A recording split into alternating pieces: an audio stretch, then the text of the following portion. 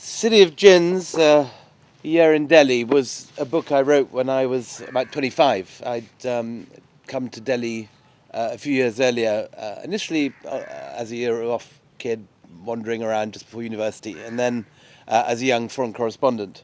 The paper I was working for collapsed soon after I got out here, a little lamented paper called The Sunday Correspondent.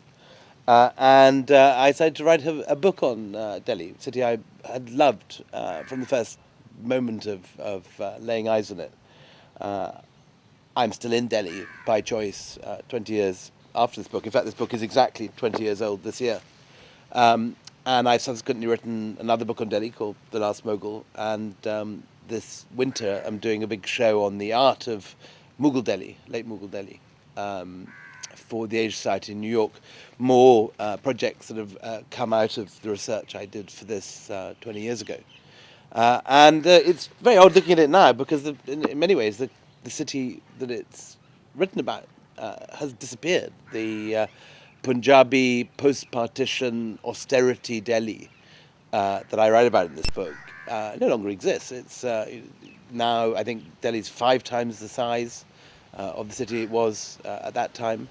Gurgaon, Noida, Faridabad, all these sort of satellites have come up, multiplexes. The city is full of kids from Bengal and Tamil Nadu and Orissa. In those days it was very much a Punjabi city, and very much a Sarkari city. Everyone was employed by the government. In the 20 years since I wrote that book, in many ways Delhi has moved from being India's Washington, a government town built around embassies and different departments of state, to being India's New York. This is now India's most sort of happening city in many ways. We've got the metro, we've got all the new clubs and pubs and bookshops and art galleries. And the more ideologically repressed Bombay has come, the more that Delhi has replaced it as its artistic capital. Something that I think was completely impossible to imagine 20 years ago.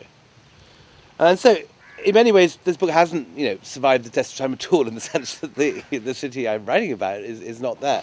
And yet it continues to be read, and one of the great pleasures of this book is that, kids arriving to go to college here or something still pick up this book in quite large numbers. It still sells in really quite substantial numbers every year, and it still hasn't really been surpassed as the basic book people buy when they come to live in Delhi and want to know what it's like.